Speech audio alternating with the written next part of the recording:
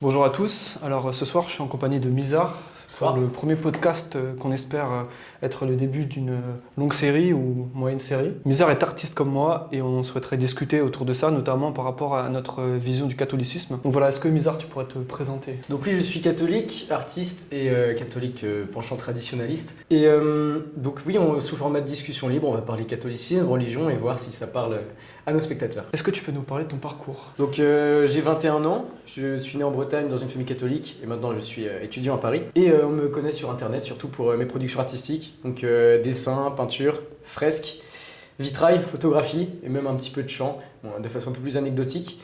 Donc je pense que la plupart des gens qui nous regardent connaissent déjà tout ça. Mais alors moi, la première chose que tu m'as dit quand tu m'as parlé de ta conversion vis-à-vis de l'art notamment, parce que c'est un peu notre sujet, c'est tu m'as dit tu as commencé l'art en faisant des dessins de Seth Gecko. Ouais. C'est ça un peu, parce que toi de base je pense que t'es un peu comme moi, t'es pas... Bon voilà, tu me dis tu viens d'un milieu catholique pratiquant, moi je viens d'un milieu catholique également, j'ai même une grande tante à moi qui est bonne sœur, mais ma famille ne pratique pas. Ils vont à la messe à Noël, ils se disent pratiquants, ils se disent croyants en tout cas. Mais malheureusement, je pense qu'ils n'ont pas reçu l'enseignement nécessaire pour savoir qu'il faille aller à la messe tous les dimanches et que être catholique, en réalité, c'est un mode de vie. Et en fait, quand on part sur une autre vie, c'est parfois plus compliqué, une fois qu'on a déjà bâti sa situation, de se convertir. De rebasculer. Et d'ailleurs, c'est pour ça que c'est important que nous, en tant que jeunes, on témoigne de notre foi.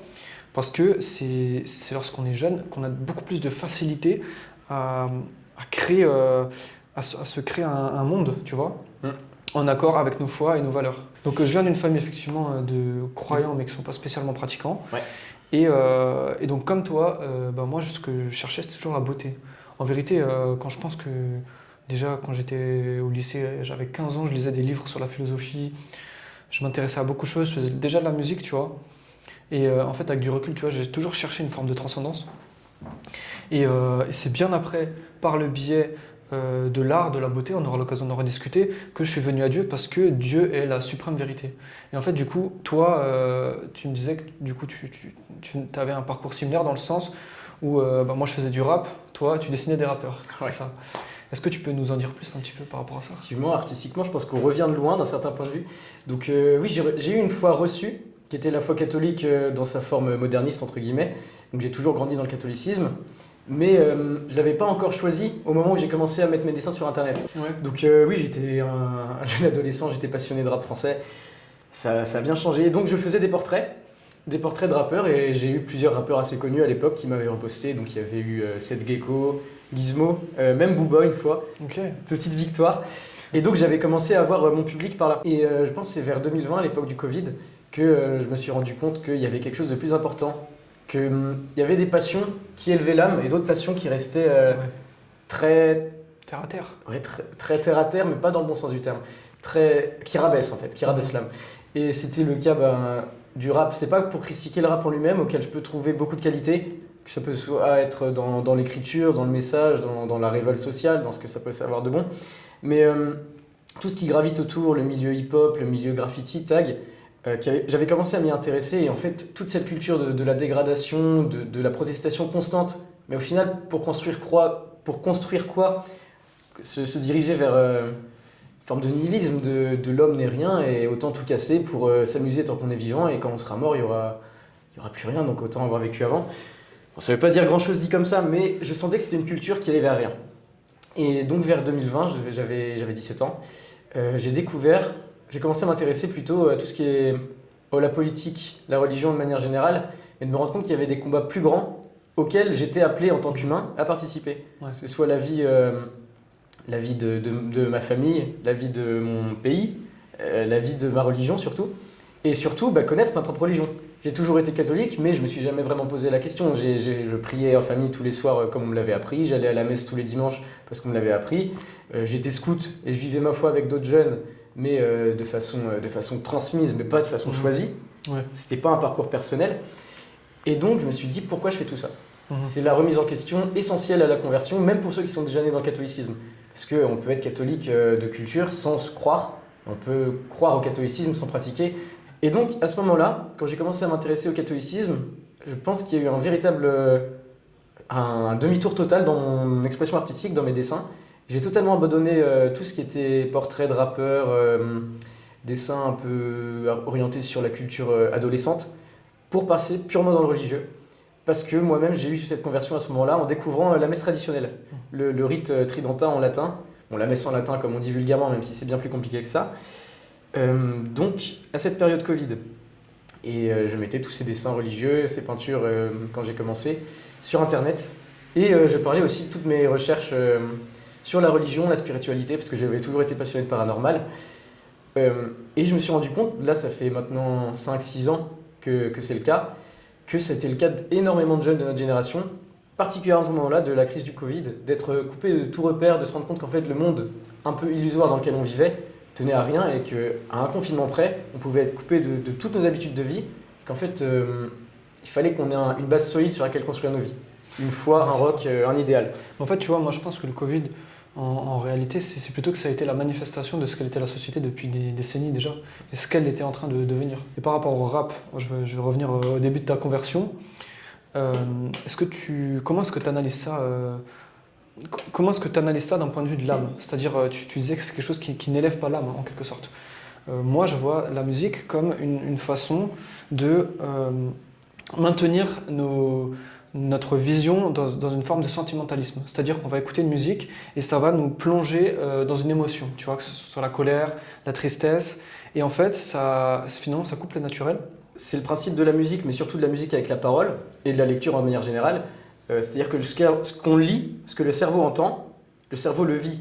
Et en fait, d'écouter des paroles qui sont tout le temps orientées sur la violence, la drogue, la contre-culture en général, on se met dans cette optique-là et on guide notre âme vers quelque chose qui de base est malsain, qui de base est dans le combat, la contestation, la violence, qui n'élève pas au sens propre. Alors que si, par exemple, moi après je suis passé dans le métal, la musique métal, des musiques qui parlent constamment de violence, de mort, ça a beaucoup exacerbé aussi cette vision qui se voulait plus énergique du monde.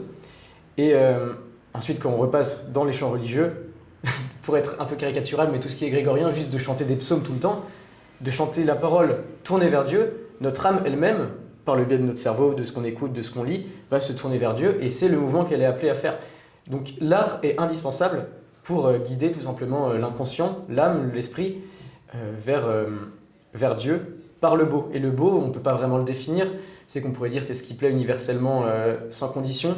Moi je dirais c'est tout simplement ce qui mène à Dieu. Mais oui, après c'est ce que je dis souvent moi dans mes vidéos, c'est un peu l'un des messages que j'aimerais porter, c'est que toute chose est vaine si elle n'est pas transfigurée par le Christ, en fait, tout simplement. Et même une intention qui paraît bonne, hein, donc par exemple une intention politique, se dire ouais, j'ai envie de révolutionner mon pays, il y a des choses qui vont pas, je vais me battre pour. Si cette chose n'est pas ancrée en Dieu, finalement elle est ancrée en rien, parce que c'est Dieu qui nous maintient dans l'existence, donc si on n'ancre pas nos choses en Dieu, alors on les ancre dans le vide. Et au-delà de ça, c'est même une abîme en fait de penser qu'on peut. Si on ne passe pas par Dieu, on se détourne de Dieu. Parce que tu peux pas dire je suis entre Dieu et le diable en fait, parce qu'il n'y a pas d'entre-deux. Qui n'est pas avec moi et contre moi. C'est soit t'aimes pas. Le sentiment d'amour, c'est un sentiment qui est pur et parfois c'est trompeur parce que dans notre esprit, on voit les choses se mélanger. Mais si on dissèque les choses, on trouvera toujours soit du bien, soit du mal. Bref, tout ça pour dire que si une chose n'est pas parfaitement orientée vers Dieu, je pense qu'elle s'écroulera, elle finira toujours par s'écrouler, et pire que ça, elle finira par nous détourner de notre chemin idéal, et au contraire de nous retourner sur nous-mêmes, et donc au final on finit par s'enterrer. Tu vois, par exemple, ces derniers temps, je me suis remis à écouter du rap, parce que tout simplement j'étais fatigué, j'en ai marre, parce que moi ce que je fais d'habitude c'est que j'écoute des podcasts, j'écoute la doctrine approfondie de l'abbé Bill Cox sur YouTube, très intéressant, je vous le conseille. Bref, je me suis replongé dans le rap, et j'ai tout de suite ressenti, spirituellement, intérieurement, un désordre.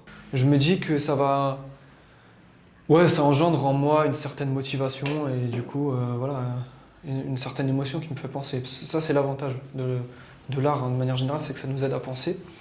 Donc ça m'aide à penser, mais par contre, je me suis vraiment rendu compte que ça m'enfermait dans des sentiments et du coup, en moi-même, là où quand j'écoutais des choses, des homélies, la doctrine, eh bien, ça m'élevait parce que le sujet était porté sur Dieu, donc moi-même, ça m'élevait. Ouais, bah, sans toute cette réflexion-là, c'est en tout cas ce que j'ai fait assez naturellement vers 17-18 ans, quand j'ai arrêté totalement ces dessins. C'est pas que j'ai arrêté, c'est que j'en ai pas refait, plutôt. Ouais. C'était pas volontaire, c'est pas une action volontaire, c'est que je me suis dit que ce qui était beau, c'était ce qui était religieux. Et c'était pas forcément un constat, mais un sentiment de voir que j'étais bien plus émerveillé par la beauté d'une église, d'un tableau d'une Vierge à l'enfant, qu'un graffiti C'est clair. ou même n'importe quel tableau, mais qui parlait de sujets qui étaient purement humains. Et que j'ai mentionné aussi que j'étais passionné de paranormal. En fait, c'est comme tout être humain qui réfléchit un peu. On est terrifié par la mort, par l'inconnu. On aimerait savoir pourquoi il y a quelque chose, pourquoi on vit, et pourquoi il n'y a pas rien, Ouais. pourquoi l'univers existe. Et toutes ces questions existentielles, euh, pour moi, on trouvait leur réponse assez naturellement dans le catholicisme et dans la quête de Dieu. Et de se dire qu'en fait, depuis 2000 ans, 6000 ans, les réponses à ces questions ne nous ont jamais été cachées. Elles sont accessibles et elles ont apporté toutes les réponses qu'il fallait. De toute façon, ça c'est le contraire de la gnose, hein. C'est-à-dire que nous, les catholiques, on a une religion visible. Le Christ s'est incarné, il s'est rendu visible aux yeux de tous. On a des églises, on a des cathédrales, on a des représentations, des icônes de notre Seigneur. En fait, ça veut dire que tout simplement notre religion n'est pas cachée, c'est pas un secret. Donc évidemment que c'est une vérité qui est accessible à tous. Après, je voulais rebondir sur ce que tu disais par rapport à l'art. Effectivement, on est parti dans quelques considérations philosophiques, mais en réalité, moi, c'est pareil. Moi, ça a été une convergence de différentes choses qui ont fait que je me suis rapproché de l'Église et de Dieu, forcément. Et notamment, c'était l'art. Moi, ce que j'ai fait, c'est que je passais énormément de temps sur Pinterest il y a quelques années. C'était aussi pendant le Covid. Et parce que je voulais m'inspirer, en fait, tout simplement pour mes clips. Et d'ailleurs, c'est comme ça que j'ai réussi à forger mon identité visuelle grâce à Pinterest. Parce que ce qui est intuitif, je ne sais pas si tu navigues dessus, c'est qu'à chaque fois, tu vas voir une image et tu en vois des autres similaires qui te sont proposées. Et en fait, petit à petit, tu affines tes goûts. Bref, donc c'est une très bonne arme pour les artistes. Et en fait, moi, de base, je regardais des images. J'aimais bien un peu les délires tribal, des trucs un peu glauques, un peu sombres, un peu tribal, tu vois. Et, euh, et en partant de ces boucles-là, je me suis retrouvé à avoir des images de prêtres orthodoxes à genoux, le front au sol, dans des églises sombres, tu sais, prises avec des vieux téléphones de Russes dans Je les vois années très bien, 2008.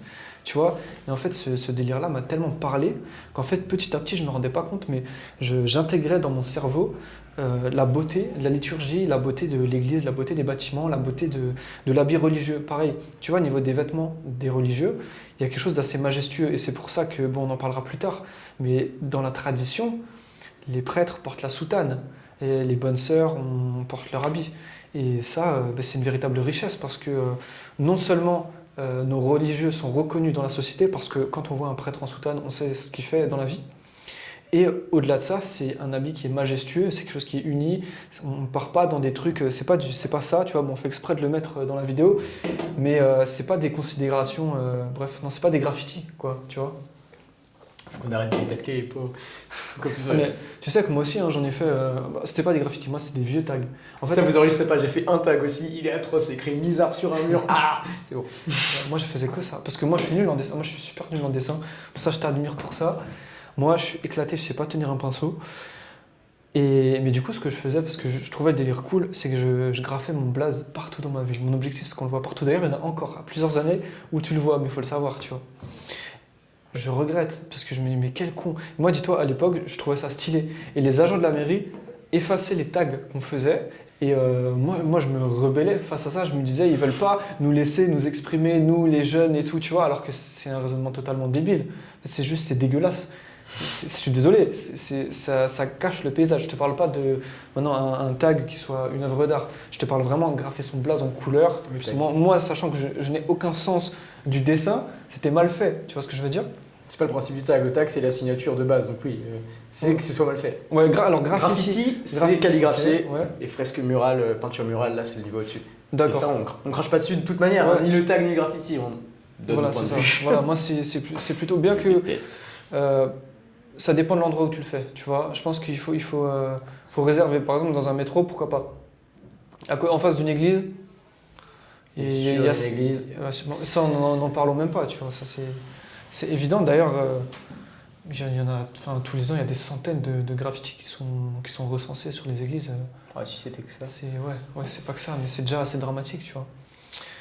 Et bref, en tout cas, moi, je trouve ça très laid. C'est tout ce que j'ai à dire là-dessus. Ouais. Et moi, c'est la recherche de la beauté en vérité, tu vois. Comme je t'ai dit, j'ai affiné mes goûts et en même temps, je me suis rapproché de l'église. Ce qu'il faut savoir, c'est que je suis parti à Paris, comme je disais dans ma vidéo, pour percer dans le rap, parce que je me suis dit, c'est là que j'allais trouver mes contacts. Donc j'ai quand même fait un choix assez radical, tu vois. J'ai quitté ma ville. Je suis parti à Paris, j'avais pas de logement, j'avais pas de travail. Je suis arrivé, j'étais dans des auberges de jeunesse. J'ai trouvé un travail en quelques semaines, c'était assez facile, tu vois. Et en fait, grâce à mon travail, j'ai trouvé mon premier appartement.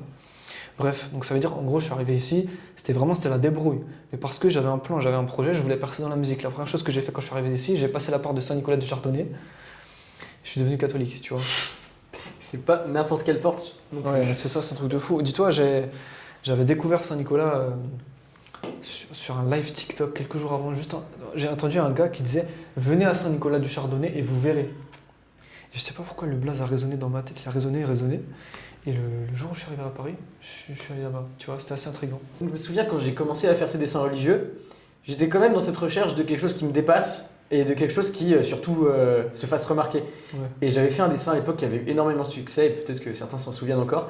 C'était un dessin de Saint-Michel-Archange que j'avais armé d'un FAMAS, donc les fusils mitrailleurs de l'armée française jusqu'à il y a encore quelques années, Ouais. et où il éclatait un démon communiste. Le Excellent. démon tenait une faucille, un marteau. Donc c'était bon, j'avais 16 ans, 16-17 ans, et je pense que c'est encore à ce jour un de mes meilleurs dessins, le plus drôle, et qui a fait que j'ai reçu une nouvelle audience, que je me suis ouvert à un autre public que celui qui était de la musique, du rap, qui en fait était juste là pour voir leurs artistes préférés, mais qui cherchait pas forcément à voir ce que moi j'avais à dire, parce que moi-même encore à l'époque j'avais rien à dire. Et à ce moment-là, j'ai commencé à complètement changer de combat. En fait, j'ai trouvé un combat tout court, Ouais. qui était celui de la foi. Je voulais pas faire des dessins pour faire des dessins. C'est-à-dire qu'on a tous cette angoisse, dans l'art en tout cas, de la feuille blanche, d'arriver et de se dire mais j'ai rien à dire, qu'est-ce que je peux faire? Et encore plus dans le dessin. Dans le dessin, qu'est-ce que je vais dessiner? Bah, du coup, je sais pas, je vais faire un canard, une femme, des couleurs, mais quel message tu mets derrière? Et le message que j'ai trouvé, c'est le surnaturel, de guider les hommes vers plus haut. Et c'est pas une démarche orgueilleuse où je me dis ça y est, j'ai révolutionné, c'est ce qu'ont toujours fait les hommes depuis qu'ils font de l'art. Les plus vieilles traces d'archéologie, c'est des traces de rituels religieux, Ouais. des traces de rites funéraires. Et jusqu'à encore aujourd'hui, plus de 50% de l'histoire de l'art, c'est de l'art religieux. Plus de 50% des représentations de peinture, c'est des portraits du Christ. Non, mais c'est pas pour rien. Ouais. Et donc même sans réfléchir à tout ça, je me suis tourné vers l'art catholique, dans lequel j'étais né. En même temps, je refaisais aussi, je remettais toute ma foi en question pour comprendre pourquoi moi j'étais catholique. Mais j'allais dire, en fait, toi, du coup, tu as grandi dans une famille catholique. Alors déjà, j'ai une première question. Tu me dis que tu as grandi dans un esprit un peu moderne. Déjà, qu'est-ce que tu entends par moderne, en fait? Qu'est-ce que je dis par moderne? C'est tout ce qu'ont reçu les jeunes au début des années 2000, c'est-à-dire le catéchisme où on fait des coloriages de Jésus, où on apprend les 5 piliers de l'islam, super pour vous guider vers le baptême. Vraiment, tu dis ça en rigolant ou t'as vraiment... Non, j'ai vraiment eu ça. Bon, c'était la culture à l'école, mais... Et Ok. T'étais en école privée, du coup? j'étais en école privée, mais dans la limite de ce qu'une école privée peut être catholique. Ouais. Et bah, les pèlerinages entre jeunes où on va à Lourdes chanter du peuple louange, je veux dire, quel adolescent peut rêver en sautillant sur des paroles aussi niaises? Je veux dire que j'avais reçu une foi solide, mais que dans la façon dont on me l'avait apprise, dont le diocèse dans lequel j'ai grandi nous l'enseignait, ça faisait pas rêver. Ça donnait pas envie de rester, on avait juste l'impression qu'être catholique, c'était juste une culture, et une culture un peu niaise, un peu vide, pas quelque chose qui guide toute une civilisation. Ouais, bah, t'as tout à fait raison. Moi, pareil, je suis parti avec le catéchisme à Rome. J'ai fait 2 voyages. J'ai fait un voyage à Assise et un voyage à Rome. Et bon, voilà, c'était très bien. Moi, j'ai vraiment apprécié le moment, tu vois, mais j'étais pas du tout concentré sur la religion, tu vois, c'est fou. Dis-toi que quand j'étais à Rome, j'hypnotisais les gens. Parce que j'ai appris à hypnotiser. Il y a un mec, je l'hypnotisais tout le temps. Et bref, en fait, j'étais concentré sur ça. Tu vois ce que je veux dire? C'est génial. C'est génial, c'est super stylé. Mais à côté de ça, je suis passé à côté de Dieu. Alors moi, j'ai toujours eu la foi, et j'ai toujours eu un sens du sacré, tu vois. Je rentrais dans une église, je me disais, waouh, je vais prier, tu vois. Le truc, c'est que quand on ne sait pas qui prier, pourquoi, ben forcément, ça va rejaillir sur nous-mêmes et sur notre pratique. Tu vois, par exemple, moi, Jésus, je ne savais pas vraiment que c'était Dieu. C'est terrible, hein. Certainement qu'on me l'a dit. Ouais. Mais j'ai pas retenu. Pareil, c'est ce qui m'a manqué le plus, je pense, c'est la notion de péché, tout simplement. On m'a appris le péché, c'est faire quelque chose de mal.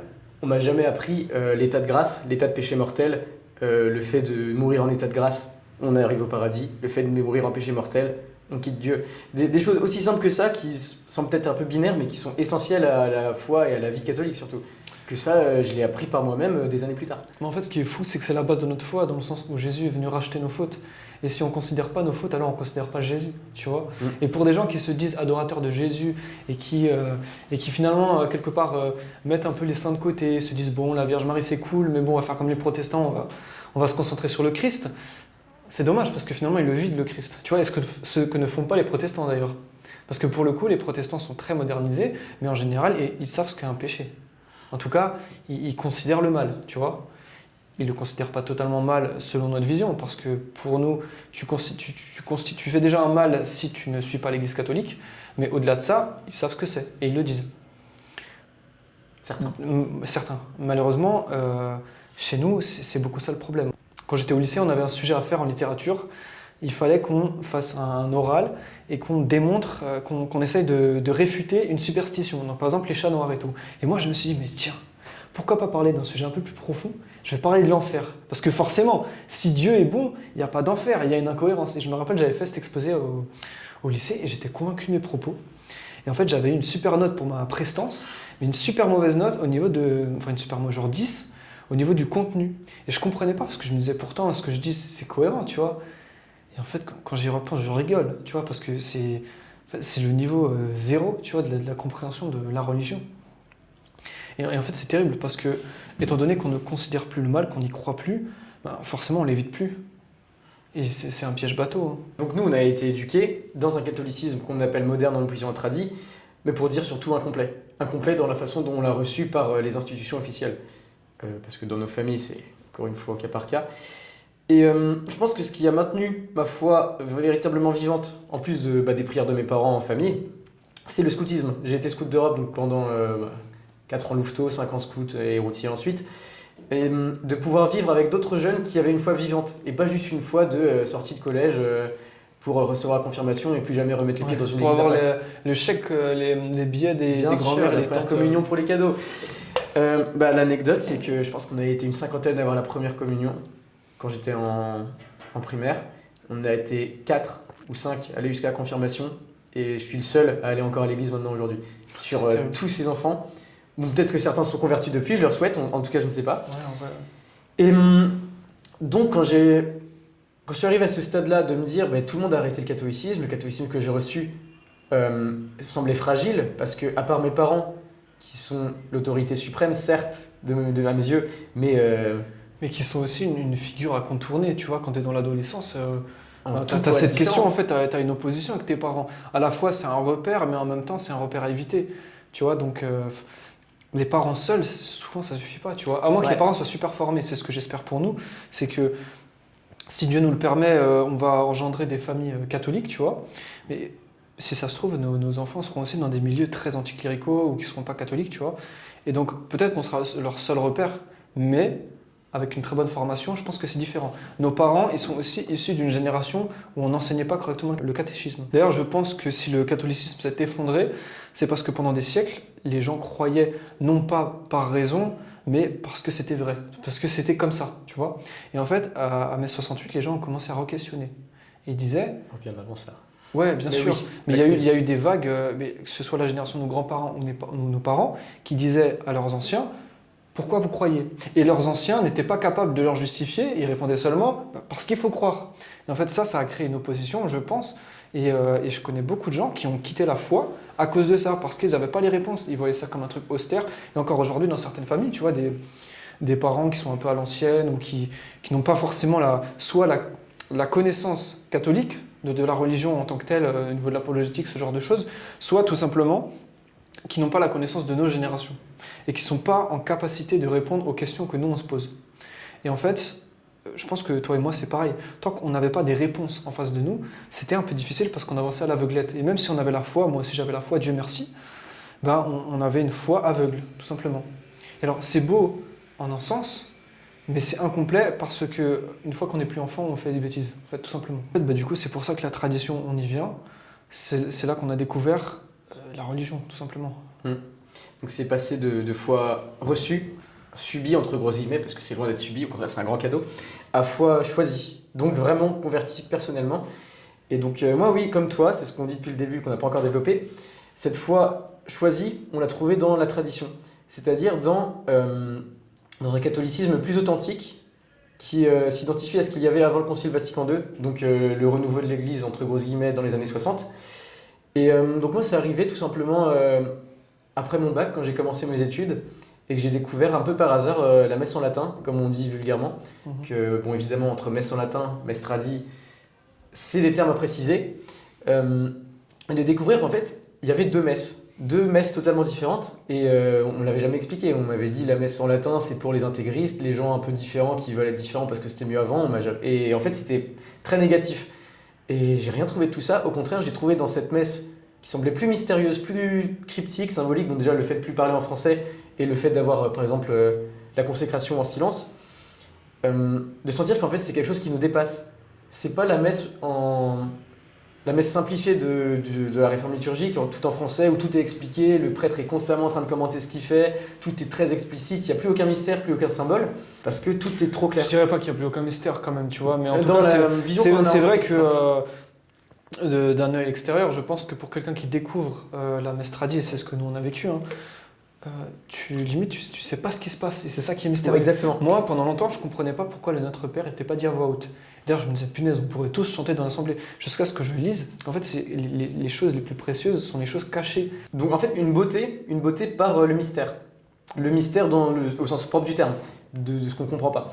Et donc de me rendre compte qu'en fait il y avait deux messes, et de me dire mais pourquoi en fait il y a une opposition dans l'Église, pourquoi il y a des gens qui se tapent dessus pour des sujets qui en fait on ne m'en a jamais parlé. Donc là j'ai refait mon parcours de foi par la raison, plutôt par la culture, donc en reprenant tout depuis le début. Donc la foi, l'enseignement de l'Église qui s'est construit par les conciles, les différences dogmatiques entre catholiques, orthodoxes, protestants, donc qui sont des termes très larges qui définissent tellement de sensibilités différentes. Et enfin, où est-ce que moi j'allais me placer? Donc évidemment, il y a eu la tentation du sédévacantisme. C'est pas quelque chose dont on va beaucoup parler parce que c'est des questions qui sont quand même très sensibles et surtout dont on n'a pas la légitimité ni la formation pour avoir les arguments contre ou pour. Et donc à ce moment-là, oui, je pense que j'ai commencé à uniquement dessiner du religieux, du catholique. Et donc j'ai arrêté ces premières études où j'avais découvert la tradition et je suis rentré en Bretagne avant de reprendre de nouvelles études. Et c'est là que j'ai commencé à vivre quelques expériences paranormales en fait, en parallèle à ma conversion. C'est-à-dire des attaques en cauchemar, des démons, des bruits dans... Ok. Non, pardon, Je c'est-à-dire... pense qu'on va rentrer un peu en détail là-dessus. Ouais. Moi, ça m'intéresse. Donc, tu m'as dit des attaques au niveau du cauchemar. Alors, déjà, est-ce qu'il y a eu que ça? Est-ce qu'il y a eu d'autres choses? Et ensuite, au niveau des cauchemars, comment est-ce que ça se manifeste? En fait, je pense qu'on ne peut pas forcément donner de définition à ça parce que ça dépendra de la façon dont on le vit. Au sens où moi, ça commençait à arriver au moment de ma conversion.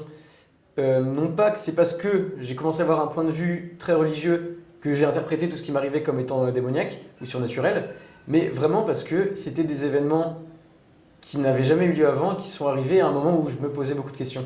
Et j'ai appris plus tard que c'est parce que au moment de conversion, le diable s'attaque à ceux qui quittent son camp. C'est assez normal. Donc comment ça se passe? Très concrètement, moi c'était un moment où je travaillais dans une usine à la chaîne la nuit, dans une usine d'industrie animale. Ok. Donc sans entrer plus dans les détails, ça m'avait beaucoup épuisé mentalement, moralement et surtout Physiquement aussi. physiquement, c'est ça. Et que je commençais à rentrer un peu en déprime. Pas en dépression, j'ai jamais été atteint de ça. Et en fait, je commençais à faire des cauchemars de plus en plus intenses, mais où je sentais qu'il y avait quelque chose d'autre, que c'était au-delà du simple mental. Et parfois, je me réveillais, j'avais des traces sur les bras, je me battais dans mes rêves où je me faisais humilier, je me réveillais, il y avait vraiment les stigmates, enfin, c'est peut-être pas le bon mot, mais de ce que je vivais en rêve. Et ça allait jusqu'à une nuit où j'ai rêvé que je me voyais dormir et que je voyais des choses m'attaquer. Ouais. Et donc ça, je l'ai détaillé un peu plus sur le moment, mais ce serait un peu long à expliquer. Je passerai encore plus pour un taré. Et ce que je te propose, c'est qu'on fasse une vidéo par rapport à ça. Vous pouvez nous dire d'ailleurs si ça vous intéresse et puis on en développera plus. Ouais. Alors juste, tu peux peut-être expliquer succinctement sans rentrer dans les détails. Je pense que le plus impressionnant, du coup, c'était dans cette période-là, entre mes deux études, quand j'ai commencé à faire des cauchemars très violents, où je me faisais frapper, humilier dans une période de déprime, et que ce qui m'arrivait dans ces cauchemars réapparaissait en vrai dans ma vie, en dehors du sommeil, je veux dire. C'est-à-dire que si je me faisais frapper sur le bras, que je ressentais des douleurs, en me réveillant, je les voyais apparaître sur mon bras. Ok. Et une nuit, donc, je pense que c'était une expérience mystique, bien que ça reste à définir encore. L'expérience la plus impressionnante, c'est quand je me suis vu dormir de l'extérieur, donc un phénomène de sortie de corps, bon, je l'ai appris tout ça après, où je me voyais me faire attaquer la nuit, mais d'un point de vue extérieur. Et en me réveillant le lendemain, j'ai aperçu carrément des taches de sang sur le plafond, à l'endroit où j'avais vu une silhouette au-dessus de moi. D'ailleurs, elles y sont encore. Enfin, je veux dire que j'ai compris qu'il y avait une perméabilité entre ce domaine du rêve et que je pensais purement cérébral, mental, et quelque chose d'autre en lien avec ma conversion, et en même temps l'état de vulnérabilité dans lequel je me trouvais de par ce travail. Ouais, mais de toute façon, les démons agissent toujours au moment où on est le plus vulnérable. En Évidemment. fait, c'est simple parce que, étant donné qu'eux, ils veulent nous écarter de Dieu, d'autant plus pendant une période de conversion, eh ben, ils vont essayer de passer par les moyens qu'ils ont. Donc forcément, c'est vrai que si tu es en forme, si tu as une vie ultra saine, ils vont moins avoir de prise, bien qu'ils sont assez malins pour nous détourner d'une autre manière. Mais c'est vrai que ce genre d'attaque, ils nous attaquent. Tu vois, ils nous attaquent par la fatigue, par tout ça. Ça, Et puis je pense aussi, au-delà de ça, je te coupe 2 secondes, je me demande si le fait que tu travailles aussi dans un endroit qui était quand même rempli de morts, mais c'est pas de la mort humaine, si ça n'a pas pu jouer dans tout ça. Bien sûr que si, bien sûr que si. C'est dans l'industrialisation du vivant, de l'animal et surtout le massacre par centaines de milliers. Pas d'humains, mais qui forcément, même mentalement, on ne peut pas rester indifférent. En fait, moi je pense qu'il y a 2 choses là-dedans. Mentalement, toi, ça t'a ouvert des portes parce que forcément, ça a favorisé un imaginaire un peu gore. Et du coup, les démons, ils sont ravis de voir cela, tu vois, parce que c'est une porte assez facile à ouvrir pour eux ensuite. C'est-à-dire qu'ils vont ensuite travailler dans ton imaginaire vis-à-vis de la porte que tu as ouverte et des images que toi-même tu as insérées dans ton esprit. Et la deuxième chose, c'est que les démons, ils aiment le mal, ils se sentent à l'aise dans les endroits qui signifient le mal. Et donc forcément, dans des endroits où il y a beaucoup de morts, là où on vend la mort, on marchandise la mort, forcément, même si on ne critique pas nécessairement cette industrie, mais par contre, c'est vrai qu'il y a plus de chances de rencontrer des démons là-bas. Oui, de se rendre vulnérable. Et du coup, juste pour en finir, ça ne veut pas du tout dire qu'il ne faut pas travailler dans ces domaines, qu'il ne faut pas être bouché, au contraire, mais ça veut dire qu'il faut être catholique, tout simplement. Il faut s'en protéger, tu vois. Beau résumé. En tout cas, quand ça a eu lieu, j'ai arrêté ce travail, donc j'ai changé, je suis parti faire du déménagement, rien à voir. Ouais. Et ces cauchemars ont continué, mais en moins intense, parce que je dormais mieux, j'étais plus mieux reposé, tout ça. Mais je continuais à avoir des événements un peu... c'est-à-dire que la nuit, quand je dormais, je pouvais être réveillé par des bruits, des mouvements, et me rendre compte qu'en fait, il y avait du bruit dans ma chambre, mais qui venait de nulle part. Ou des icônes qui étaient au-dessus de mon lit qui se mettaient à bouger toutes seules. Mais c'était encore assez léger. En fait, ça a vraiment repris fortement quand j'ai repris mes nouvelles études, donc celles où je suis encore, en arrivant à Paris. Donc parce que, comme j'ai dit, je viens de Bretagne, j'habitais en bord de mer, donc je ne suis pas un citadin, au sens où je ne supportais pas la ville. Donc je suis arrivé en plein Paris, en plein dans les tours, là où il n'y a plus d'étoiles, plus d'horizon. Et j'ai retrouvé un petit peu cet état de vulnérabilité morale, parce que j'étais complètement perdu, moralement. Et c'est là que ça a repris, mais très très très violemment, ces attaques démoniaques, que j'appelais pas encore attaques démoniaques, parce que j'avais pas encore identifié exactement ce que c'était. Et donc ça recommençait la nuit, j'avais des cauchemars atroces, je me réveillais, j'avais des traces sur mes bras. Parfois, j'ai même trouvé une fois mes draps déchirés, 3 traces de griffes comme ça. Une nuit, je me suis réveillé, j'avais mon drap plié par terre à côté de mon lit. Donc beaucoup de choses. Et encore plus impressionnant, j'avais des voix qui chuchotaient, des rôs, des grincements, des respirations. Mais c'était très étrange parce que ça venait pas de moi, ça venait pas de mon imagination, je sentais que ça venait à Mais côté de ma tête. tu sais, c'est fou, hein, parce que là, je vais me livrer aussi sur un témoignage. Mais moi, c'est marrant parce qu'au final, nos parcours sont un peu similaires. Je disais qu'il y avait plusieurs façons qui m'ont amené à Dieu. L'une des plus grandes, c'était l'art. Mais j'avoue qu'il y en a une autre, plus occulte en fait. C'était à peu près la même chose. C'est-à-dire que moi, je ne suis pas du tout allé aussi loin que toi dans les cauchemars, etc. Moi, je me suis ouvert des portes il y a longtemps encore, justement quand j'étais ignorant, parce que j'ai touché à la sorcellerie, ce genre de... J'ai absolument jamais jeté de sort sur qui que ce soit. Simplement pour le délire, je suis allé voir ce que c'était de tirer les cartes, ce genre de choses, tu vois. Je trouvais ça juste cool, je trouvais qu'il y avait un univers un peu stylé, tu vois, c'était Bresson, donc je trouvais ça cool. Et bien sûr, évidemment qu'il s'est passé des choses, donc évidemment que le démon s'en est servi. Mais ce qui fait qu'au bout d'un moment, j'ai senti qu'il y a des choses qui se passaient en moi. Et pareil que toi, je ressentais qu'il y avait quelqu'un qui respirait à côté de moi, mais c'était pas moi. Et c'est trop bizarre à dire parce que c'est pas perceptible par l'ouïe, mais c'est perceptible par l'âme. En fait, il y a des choses qu'on entend, il y a des choses qu'on sent, mais c'est pas des choses qui sont palpables. Moi, en fait, quand je me couchais le soir, en fait, dès que j'étais couché dans mon lit, j'entendais quelqu'un qui soufflait à côté de moi. Ouais. Je sais plus exactement comment c'était, mais ça respirait. Et je savais que c'était pas moi. Et ça avait pas le même rythme que moi. J'avais ça aussi. Ouais. C'est fou, hein? D'entendre, mais vraiment à côté de sa tête, comme si moi j'étais dans mon lit, et qu'il y avait quelqu'un assis ou debout à côté et qui nous regardait. Moi, j'ai l'impression que cette personne dormait, mais en fait, j'en sais rien. Tu vois, c'est des idées que je me faisais. Tu vois, je savais pas si. On va passer pour des fous à dire qu'on entend des voix. On va développer un peu non, plus. mais ce qui est drôle, en fait, enfin, justement, je tiens à préciser qu'on n'est pas du tout schizophrène. Enfin, genre vraiment, tu vois, moi, c'était une période donnée dans ma vie. Évidemment, c'était pas la période dans laquelle j'étais le plus énergique, je faisais le plus de trucs, tu vois. Mais à côté de ça, j'étais pas non plus dans une détresse, j'ai jamais fumé, jamais consommé de trucs, tu vois ce que je veux dire?